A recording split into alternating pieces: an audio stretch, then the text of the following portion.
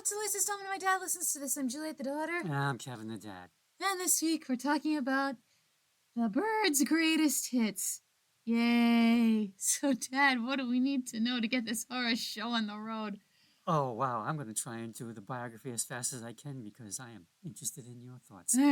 All right, the Byrds, or the Boyds, as they're known in Brooklyn, started to form in 1964 when Jim McGuinn, Gene Clark, and David Crosby came together as a trio. McGuinn had been a student at the Chicago Old Town School of Folk Music, where he learned the banjo and 12-string guitar. He played coffee houses on the folk circuit and became a sideman for the Limelighters, the Chad Mitchell Trio, and Judy Collins. Bobby Darin hired McGuinn as a backup guitarist and singer, and even a songwriter. In 1963, McGuinn kept hearing about this band called the Beatles and wondered, how would they affect folk music? Well, when McGuinn saw George Harrison playing a 12-string Rickenbacker in A Hard Day's Night, he went and bought the same guitar. So that's how. McGuinn was working at the Troubadour in Los Angeles and started working Beatles songs into his act, and also rocked up some folk tunes. This caught the attention of Gene Clark, who joined forces with McGuinn in 1964.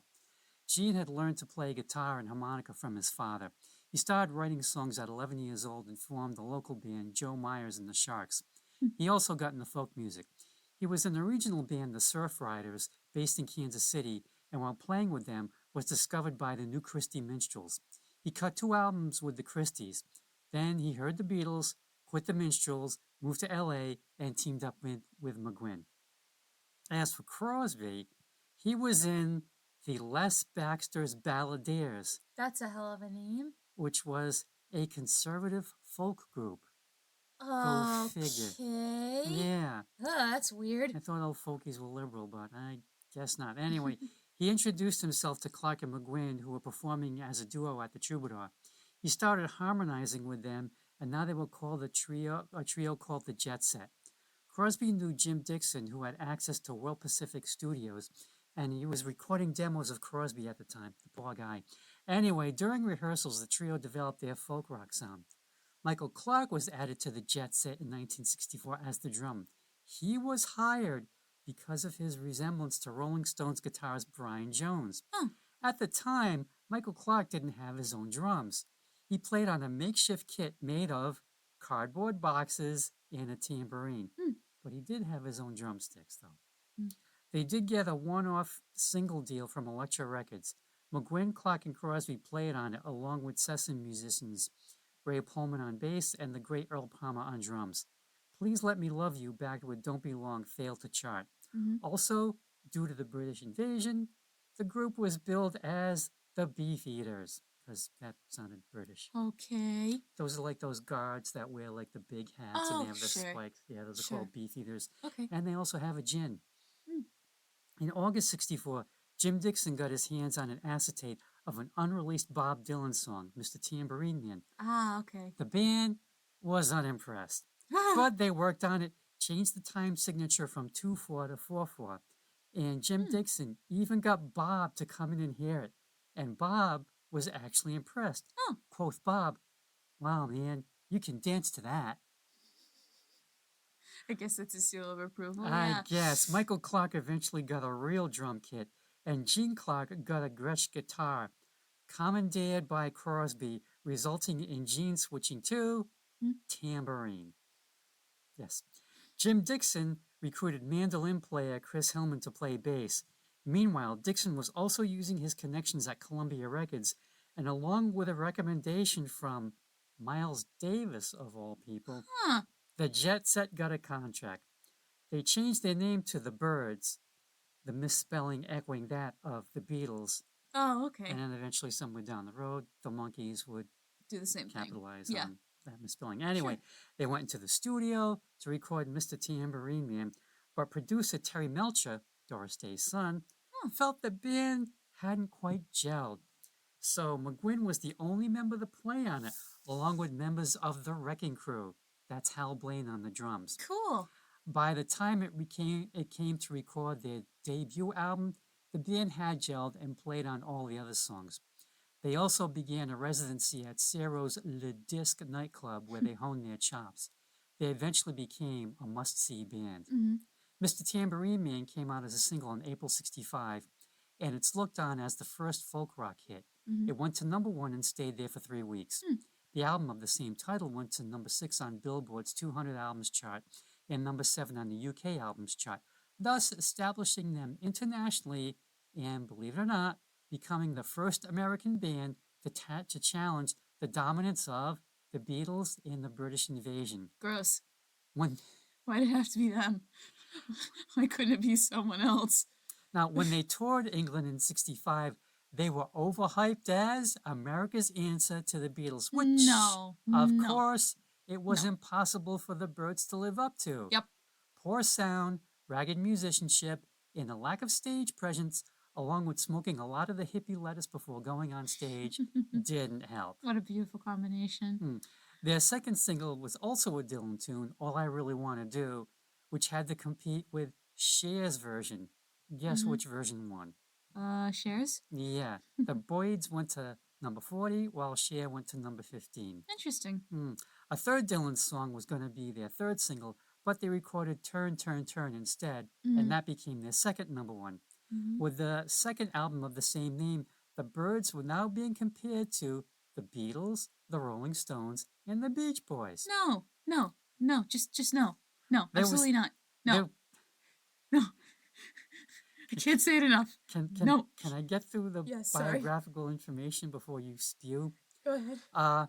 There was more original material, especially by tambourine player Gene Clark, because the man knew how to write. He also left the group in February of 1966 before the release of 8 Miles High. It was partially due to his fear of flying, Oh, well, okay. and as McGuinn famously told him, if you can't fly, you can't be a bird. I like that. That's Anyway, good. there was also some isolation within the band. Plus, there was some resentment in the band that Gene's songwriting income had made him the wealthiest band member. Uh-oh. Well, because he could write songs. Anyway, his departure is also why only 4 birds are on the cover of the Greatest Hits album, Oh, okay. which came out in 1967. Also in 1967, Jim McGuinn changed his name to Roger after he joined the Subud Indonesian religion because they looked on it as new name, new you. Okay, that makes sense. Okay, another source of tension was that the songs with Roger McGuinn on vocals were the ones being released as singles. Uh-oh. Because he was the best singer. Yeah. Plus, some band members' initials, DC, among them, were grousing about having to do 2 Dylan songs per album. But guess what? What? The Byrds were Dylan's greatest interpreters. They were. Okay. Whilst working on the album, the notorious Byrd brothers, David Crosby and Michael Clark, were dismissed from the band. Uh-oh. Clark, due to walking out on the recording sessions, though he did honor live concert appearances. Crosby for general assholeness that had been building up for a while. McGuinn and Hillman had to rebuild the Byrds, which they did, but I'm not going to go into all of that detail as Greatest Hits focuses on the original lineup in just the first 4 albums. Okay. So you're welcome. Mm-hmm. More albums came out with different lineups. The original 5 reunited in 1973. Wait, not reunited? It can be either one. Okay. Then broke up again. There were lawsuits, more Ugh. reunions, and an induction into the Rock and Roll Hall of Fame in 1991. Makes sense. Which would be the last time the original 5 were together, as Gene Clark died of heart failure a few months later, and Michael Clark died of liver failure in 1993. Oof. David Crosby died in January 2023 Whoa. after having an inexplicably successful career as part of Crosby, Stills, and Nash, and Sometimes Young, from whence that god-awful Almost Cut My Hair song came from. I wasn't a fan of that. I thought it would be more of a protest song. Then I read the lyrics and I'm like, this isn't even a protest song. It's just a guy complaining. Well, it was the trifecta of awfulness. Bad singing, bad lyrics, and bad playing. And I always had a feeling that Neil Young, when the bills were due, figured, well, I'll just join these guys and, the money's definitely coming in and, then when I have enough, see you later. Oh, yeah, his part sounds fine. Anyway, Roger McGuinn and Chris Hillman are the last 2 remaining original members of the original lineup. Anyway, as for me, I always knew their stuff, and I bought my copy used from Newberry Comics. Nice. First, making sure that David Crosby was not going to get my money in any way because I just don't like that guy. He always came across to me as like just a phony, like the world's biggest phony, and plus like his background with like the kidney transplant controversy. Wait, what? There was this thing where like he got um he got a kidney transplant, and Uh it huh. was felt that oh, since he was famous, he kind of got like pushed. Oh yeah, that's the same guy. Oh, okay. Because I remember you talking about So that, and I that was like, man, I'm gonna say it because it's in. That's a horrible thing to do. Fuck that guy. so he got pushed to the head of the line. But there are Yeah. his defenders who will say, "Oh well, he was probably the only one that the kidney matched." And I think I'm calling shenanigans on that because Yeah. there's like tens of thousands of Yeah. people who are waiting for them, and for just one person to be the perfect match, Yeah. not Well, I think I not speak for buying both it. of us, and I'm just gonna drop an F-bomb right now. Fuck you, David Crosby. Okay. And that's all I'm gonna say. So anyway, the guy at the counter told me, nope, Newberry got to keep all the money from the used CD sales. So Nice. worked for me. So I'm assuming you heard. Who did you hear first, David Crosby or the Byrds first? I don't know. Okay. I'm really not sure. It's just all a blur. Anyway, the Byrds' greatest hits came out in August of 1967, and it's the best-selling album in their catalog. Mm-hmm. It came out on CD in 1985, then again in 1991 with 7 extra songs, um, Which we didn't do. which highlighted the rest of their tenure up till like 1973. But Mm-hmm. then again, it was remastered in 1999 with only 3 extra tracks that stick to the original Byrds lineup from 65 to 67, Mm-hmm. and that's the version I have. Mm-hmm. Awesome sound quality, no chronological order. Let the complaining begin with Mr. Tambourine Man. The opening guitar licks and the harmonies are pleasant enough. Reminds me of Yacht Rock, but if it started a decade earlier. I can see that. And the story is simple enough too, about using music as an escape. But the first thought that comes in my head is forgettable. As for Bob, I heard the intro and thought, oh great, he did a carbon copy. I didn't know that Bob wrote it first. Yeah. But I like the key of his slightly better, and his voice sounds good at this point. And did it have to be 5 minutes? But even with Bob singing it, I'm not blown away. Okay, so obviously this is from the album Mr. Tambourine Man, written by Bob in 1964, Mm-hmm. and finally released in 65 on his Bringing It All Back Home album. Mm-hmm. Now, Bob's single version came out in March of 65, and the Byrds came out 1 month later in April. Yeah, like you said, Bob's is 5.5 minutes long. The Byrds clock in at 2.5 minutes as they only sing the song's second verse. And of course, Bob being Bob, the song is open to interpretation. Mm-hmm. It's about drugs, or it's about Bob following his muse, or it's about one Bruce Langhorne who brought in a Turkish frame drum to Bob during a recording session, and basically it looks like a big tambourine. Oh. Roger McGuinn said that when the Byrds recorded it, it took on a spiritual aspect for him. He saw the tambourine man as God, and he sang to him, "Hey God, take me on a trip and I will follow you." Roger's opening guitar set the stage for folk rock and jangle rock, and it influenced a ton of bands, and even, dare I say it, I'm going to say it, the Beatles. Just check out George's If I Needed Someone on Rubber Soul. Yeah, but that's way better. Next track. Now, what? Oh, yeah. Nope, sorry. Bob may have written it, but I think the Byrds knew what to do with it, or I anyway, think so. I Roger, agree. Roger and the Wrecking Crew, anyway. And like I said before, I think they were Bob's best interpreter. And as for Roger's singing style, he said he was trying to fill what he saw as a gap in pop music of the day, trying to stick the landing somewhere between John Lennon and Bob. And I can vaguely hear that. Like he you gotta misses it. listen really hard. He misses the mark. I think the person between John Lennon and Bob is George. Okay, yep, yep, you could see that. And George is way better. Anyway, next track. The only song I liked. I'll feel a whole lot better. My first note. Okay, this is better. We got a more rollicking guitar and a great message. You crossed a boundary, so we need to end things, and I'll feel a lot better once we do. This time I was fully engaged with the song and bobbing. While the melodies were harmonious and lovely, the singers gave the vocals some oomph to hit the point home, and the drums sound great here paired with the guitar solo. A nice touch is how the voices ascend on the lyrics Up When You're Gone. Much better track than the previous one. As for Tom's cover, the guitar has a lot more clarity in the sound mixing, and that's the only pro this has over the Byrds' original. This one is a carbon copy, but unlike Mr. Tambourine Man, I like both versions. God, I miss Tom, and I want to cover him at some point. Maybe we'll do him next week. We'll see how I feel. Okay. Yep. This is from obviously Mr. Tambourine Man, and it's interesting that you like this song. You said it was your favorite. It's the only one I liked out of this whole list. Written and sung by Gene Clark. Okay. He wrote it about the tambourine player. He Yeah. wrote it about a girlfriend who he said was starting to bother him a lot and said she was just like getting really weird. And so he wrote the song out in a few minutes. Lyrically, he sings, he doesn't sing, I'll, I'll feel a whole lot better when you're gone, but I'll probably feel a whole lot better. Yeah. Yeah. So he's not sure if it's really a good idea to call it a day with her, but he does it anyway. I think in the last verse, because he sings, after what you did, I can't stay on. This was the B side to All I Really Want to Do, and I think it deserved better.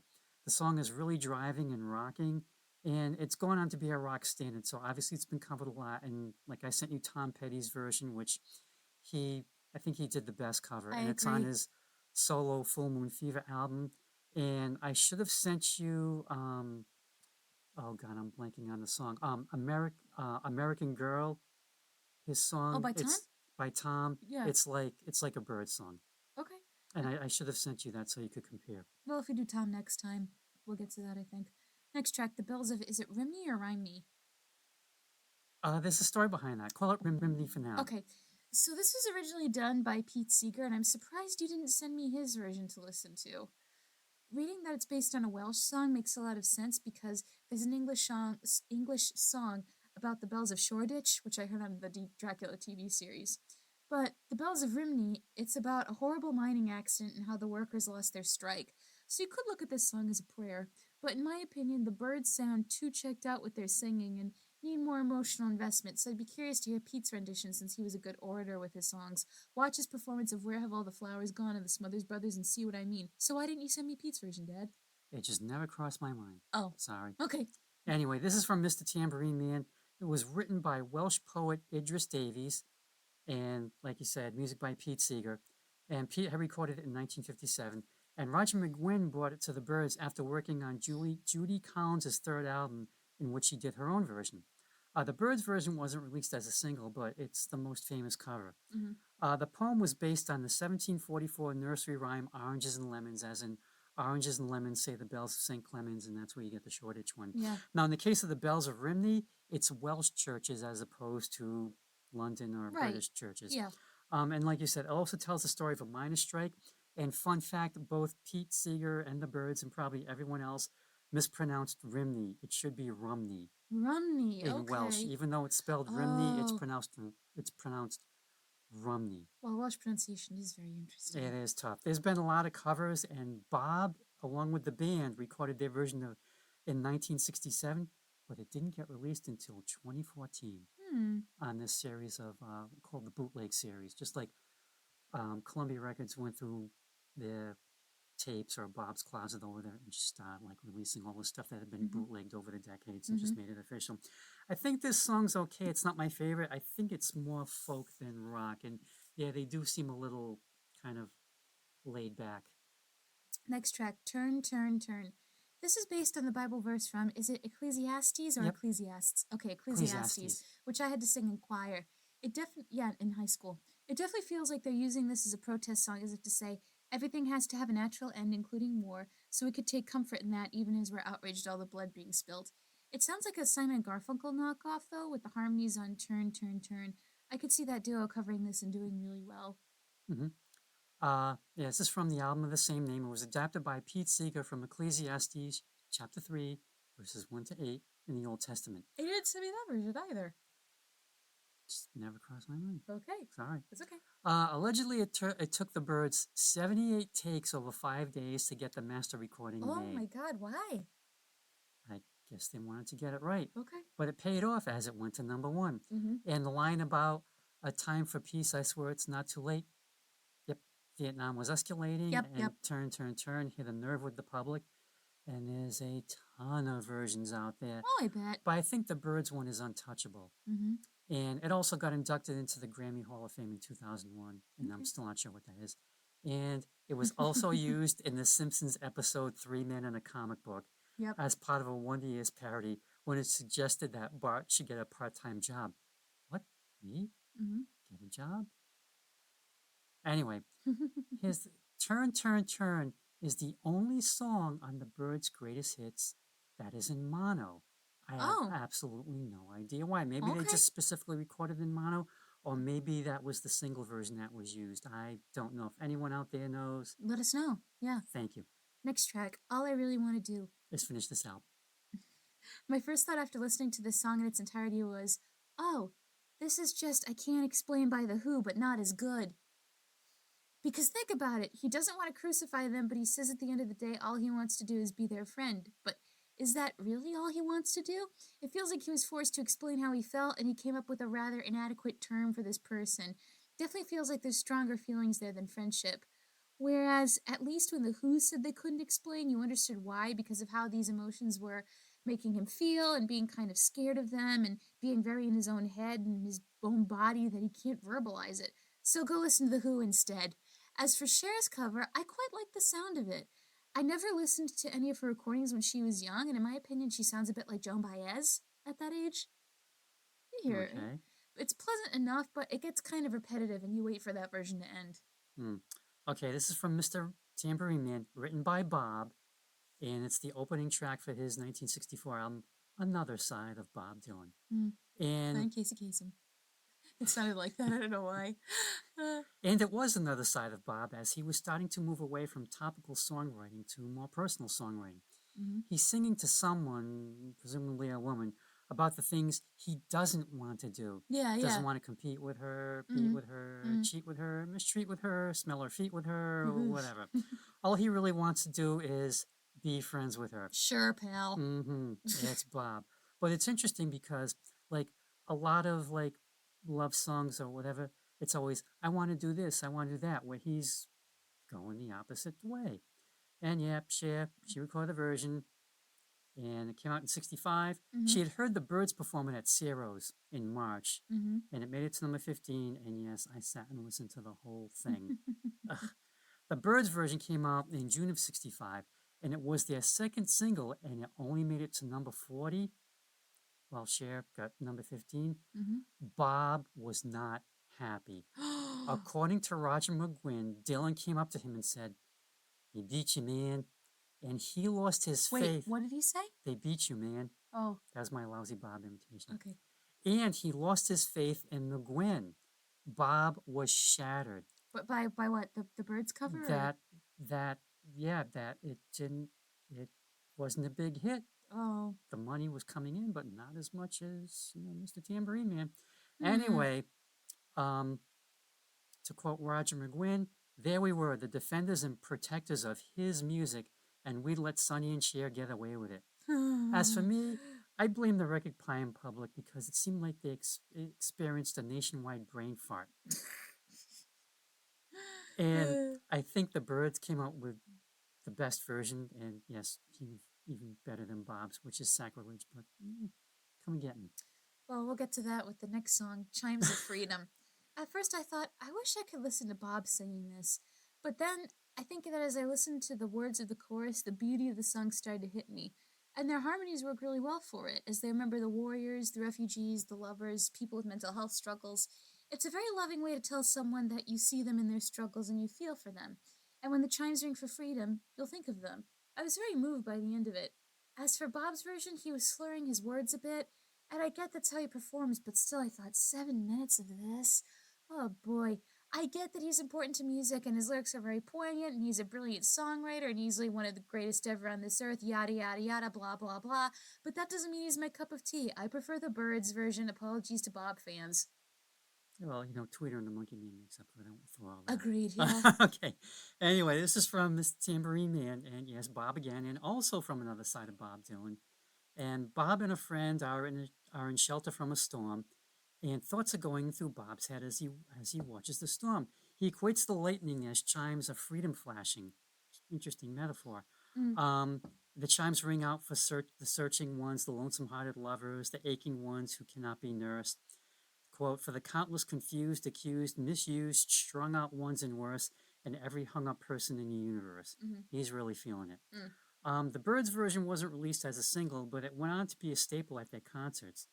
Good song, definitely kind of sad, and it's a lot shorter than Bob's. Next track, 8 Miles High. I like the rhythm guitar strumming so low it almost sounds like a bass, and then the lead guitar sounds like it's doing the tapping technique Eddie Van Halen made famous. Then the song gets peaceful briefly and I get disappointed. It fluctuates between trippy and peaceful to reflect coming down from a high, and I like the trippier parts better than the peaceful parts, especially with that guitar solo toward Mhm. the end. But the great use of instruments is not enough for me to fully like it because of everything else. So if the song was trippier, I would have liked it more. I feel like The Who would have floored it with a trippiness and the song would be better. Probably would have. Yeah. This is from Fifth Dimension, and not written by Bob, Mm-hmm. but by Gene Clark, Roger McGuinn, and David Crosby, and he got the songwriting credit for contributing one line, Rain Grey Town, known for its sound. It's about the band's flight to London. However, planes fly at altitudes of either 6 or 7 miles high at the Mm-hmm. most, Mm-hmm. but neither of those numbers really fit, Mm-hmm. and 8 was kind of sort of an allusion to 8 days a week. It only made it to number 14 because of troubles. Uh-oh. Per Wikipedia, the band faced allegations of advocating recreational drug use. I mean, duh. In Bill Gavin's record report, a weekly newsletter circulated to U.S. radio stations, so a number of states banned the song. The band insisted that it wasn't about drug use at all, until the 1980s rolled around when Crosby and Clark admitted some of it was. Gene Clark said it was about the plane ride and about drugs and probably about other things too. Mm-hmm. Uh, Musically, I think it's really stretching out. The opening almost sounds like a James Bond theme until Roger's 12 string kicks in. Mm-hmm. And later in the song, it seems like he's almost playing freeform. Like you said, it sounds like that, the tapping. Mm-hmm. The band was influenced by jazz giant saxophonist John Coltrane and also by the sitar. It gives it a psychedelic feel, and 8 Miles is looked on as the first psychedelic song, and it was inducted into the Grammy Hall of Fame in 1999. Not so fun fact, the same month, 8 Miles High was released, Gene Clark left the Byrds, and following those two things, the Byrds never had another top 20 hit. All right, now we're at the point of the album where I started divergent to dislike. All right, next track, Mr. Spaceman. I already knew I didn't like this song. Just from the title? No, when I heard it, I was like, I don't think this is gonna be good, and then I heard it, and I'm like, no. I can't explain why, but have you ever had a moment where you instantly hear a song and something about it just rubs you the wrong way? Like you don't know why, but every emotion in your body is negative. Oh, probably. That's me with this. Maybe it's also because I see the title Spaceman and I think of David Bowie. And if this wasn't the podcast, I would have just hit the skip button. I mean, the instrumental towards the end was cheery, but I just don't care for it. Okay. This was from Fifth Dimension, written by Roger McGuinn, and it made it to number 36. See? Gene should have stayed. ETs come down and check things out, and Roger wants to go with them for a ride. He promises he won't do anything wrong, which I assume is not touching the controls. Mm-hmm. No touching. No touching. My favorite line is, "My toothpaste was smeared." I have no idea why, but I like that line. Okay. This has a very country feel to it, and it's looked on as the band's first foray into country rock, something they'd explore more deeply with 1968's Sweetheart of the Rodeo. And Mr. Spaceman was used as a wake-up call to the astronauts on the Discovery Space Shuttle in 1984. Okay, so it served a purpose. Next track, 5D. My first note. Oh man, this makes me wish I was listening to the Fifth Dimension again. Good music. This song sounds like Discount Dollar Store Bob. I mean, it really sounds like his voice. I think this is another tripping song where when you do just the right amount of drugs, you start to see the secrets of the universe unfold. Because no one's ever written about that before. Yawn. This is also from Fifth Dimension, obviously, written by Roger McGuinn. But not the good one. The first single released after 8 Miles High, and it only made it to number 44. Mm-hmm. This was Roger's attempt to try to explain Albert Einstein's theory of relativity. Whoa, well. Yeah, he was really into like reading all these books about it, and good for him. Unfortunately, it was not about his love for the group of the same name. So basically, he made his hyperfixation our problem. I guess so, yeah. But once again, the lyrics were looked on as drug-related, so the song got banned, much to Roger's dismay, because he really did mean it to be about the theory of relativity. Well, maybe it shows he didn't do a good job of expressing it. I guess not. Anyway, the song ends with the same verse that it started off with, and I wonder if it's to show time as being some sort of loop where you go back to the beginning. Yeah. And I find 5D to be much more folk than rock. Next track. So you wanna be a rock and roll star. Well, do you, huh? Do you? That intro woke me up a bit in the sense I was engaged with the music again. It does a good job of embracing the stereotypes, playing guitar, wearing tight pants, and having long hair, while also shedding light on the darker side, selling your soul to the company, and being chased by girls all the damn time, whether you want them to or not. And I thought to myself, the audio they inserted of the screaming girls, that's gotta be from a Beatles recording. But they end on a message of hope, saying, at the end of the day, you can be happy you lived out your dream no matter the cost. As for Tom's version, you can tell he's having fun covering a track from one of his favorite bands, which I always love when musicians geek out over other musicians. And also, I'm obsessed with Tom's outer space suit. It looks awesome. That was the highlight of this whole thing for me. Yep, that was from his live album "Pack Up the Plantation," which came out in '86, and it's a fun video. Yeah. It's and you know there might be a video out there of the entire concert. I'm They not should sure. put that suit in the Smithsonian. That is iconic. That's an awesome suit. I just love it. Okay, this is from Younger Than Yesterday. It was written by Roger McGuinn and Chris Hillman, and it went to number 29. Possibly inspired by the Monkees, who had just burst on the scene from out of nowhere, and they were instantly successful. Kind of like the Byrds, who had started the same way with the instant success of Mr. Tambourine Man. Well, but they were not assembled like the Monkees were. But then again, no, yeah, the Monkees was for TV. then again, Michael Clark, the drummer, was recruited for his looks and not his drumming ability. So I'm assuming, like the Monkees' Mickey Dolenz, Mike probably had to learn on the job. Roger did say they wrote the song after going through a teen magazine and saw all these unfamiliar faces. Kind of like here today, gone later today. So you want to be a rock and roll star, he said, was addressed to potential rock stars, those who were going to be or who wanted to be, and those who actually did go on to realize their goals. You know, and like you said, it seems so easy. Get a guitar, take some time to learn how to play. 5 minutes, you do it. Grow out your hair, wear tight pants, go see the agent man downtown, and sell your soul to the company. And in a week of two, success. But, quote, the price you paid for your riches and fame was all a strange game. You're a little insane, unquote. Chris Hillman's bass, I think, drives the song. It just stands above everything else. And Hugh Masekela plays the trumpet. And for those screams, believe it or not, those are from a Byrds concert while they were in England, recorded by Derek Taylor, who also the Beatles press manager. Also worked for the Beatles. All right, well, yep. okay. So yeah, I know it's hard to believe, It but sounds like Beatles fans, though. It really does. it does. But Derek recorded it during the concert. So. Okay. Next track, My Back Pages. I see this song as about learning to let go of being cynical, or at the very least that not everything is a battle. It's the classic, the older you get, you realize that you know nothing, which I mean you know nothing in the cosmic sense, although it has that led to one of my favorite memes where someone's talking to Socrates and he goes, the only thing I know is that I know nothing, and this random guy's like, oh, come on, you know plenty of things, I'll help you. See that? That's a tree! Anyway, my favorite lyric is equality. I spoke the word as if a wedding vow. That's a beautiful line, although the Byrds version is quite shorter. And I like the harmonies because it sounds like the younger version and the older version doing a duet, which I think is a cool concept. As for Bob's version, he doesn't sound like he's regaining innocence, but he sounds tired and weary of it all. So which version's better?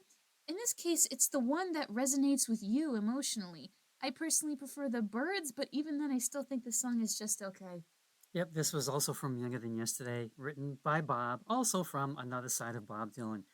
And there's a theory that Bob may have written this about himself because he was becoming disillusioned with the 60s folk protest movement. Yeah. And his intention was just to walk away from it. It's kind of like his earliest admission that he didn't have all the answers. No, he didn't. Just as confused as everyone else, and he didn't want to be the voice of a generation. And music was just him trying to make sense of it all. And just, you know, get off my stairs, man. I'm trying to go home. Like that comic when those suicidal poet dandies show up on Goethe's doorstep, and in the Hark of Vagrant comic he goes, just get to the part where you unalive yourself. But I don't think Bob would have done that. And the two lines that keep coming up again and again are, but I was so much older then, I'm younger than that now, which I guess seems to be Bob saying that he thought he was wise at the beginning. Yeah, he thought he knew all the answers, but he doesn't. Then he may not. He realizes, well, no, maybe I wasn't. And you know what? It's just time to move on to something else and get the hell off my lawn and leave me alone Get off and my property! and let me live my life. This was the last top 40 hit for the Byrds, going to number 30. And I think it's kind of a nice way to end the original Greatest Hits album, as the Byrds were moving on from folk rock and also from each other. Next track. Extra tracks. This is the extra tracks portion of the program. And Jules, I'm sorry that I made you listen to 3 more songs. It's okay. It won't be wrong. Yeah. Oh wait, that's It Won't Be Long. Yeah. It won't be wrong. Yeah. My first note. Oh, good, a short one. I was like Homer when we went to the kids' concert, and now we will hear Schubert's Unfinished Symphony. Oh, good, unfinished. This shouldn't take long. Anyway, so this guy is smitten and he loves her and wants her to be with him till the end. I do like when the drums have a more pronounced solo because it creates an interesting change of pace and tonal shift. And I like how it ends on a dissonant note hovering in the air, which I thought was an interesting choice. This is from Turn, Turn, Turn. It was written in 1964 by Roger McGuinn and Harvey Gerst. This was the B-side to the song Set You Free This Time. And it was also recorded in 1964 as Don't Be Long, when the Byrds were known as the Beef Eaters.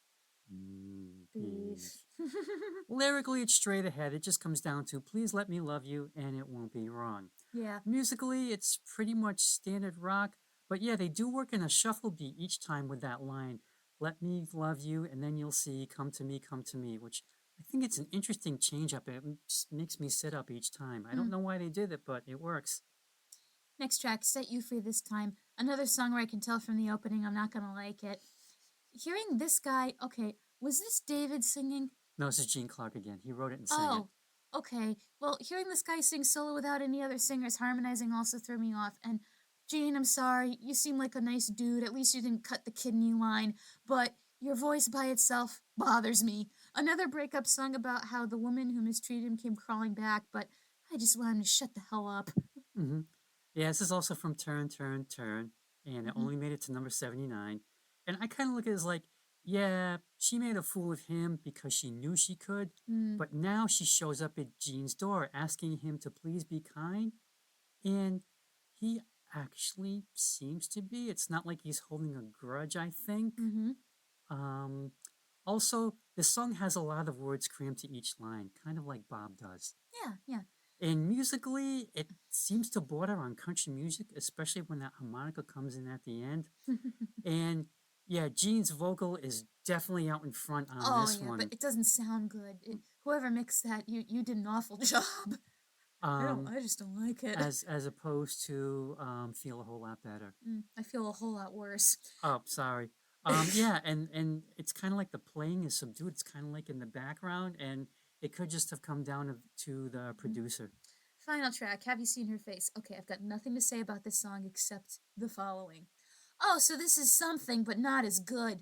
It's like if something in Black Magic Woman tried to have a baby and this thing was birthed into existence. Go listen to those 2 songs instead.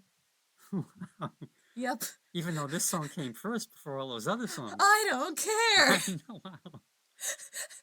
That's a great analogy. Wow, you should be a music critic. No. Here's the thing. If I became a music critic just to write horrible shit about bands I didn't like, I'd be no better than those snobs who only like Elvis Costello.